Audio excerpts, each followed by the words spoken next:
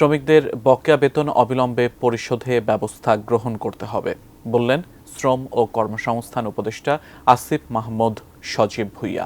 শনিবার বিজিএমইএতে এ সংক্রান্ত সভা শেষে একথা জানান তিনি।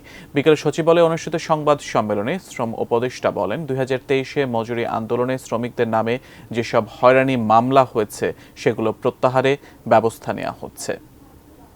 এবং আমরা আহ্বান জানাবো শ্রমিকদের যে সমস্যাগুলো আছে তারা সেগুলো নিয়ে আমাদের শ্রম ভবনে এই কমিটির কাছে সেগুলো প্রণয়ন করবে, যাতে করে আমরা একটা সিস্টেমেটিক ওয়েতে এগুলো সমাধানের দিকে এগিয়ে যেতে পারি। শ্রম সংশ্লিষ্ট না, ইন্ডাস্ট্রি সংশ্লিষ্ট না, এরকম যারা অনুপ্রবেশ করে সমস্যা সৃষ্টির চেষ্টা করছে, সেটা ঝুট ব্যবসায়ী হোক কিংবা রাজনৈতিক সংশ্লিষ্ট হোক, তাদের ব্যাপারে সরকার কঠোর অবস্থানে থাকবে।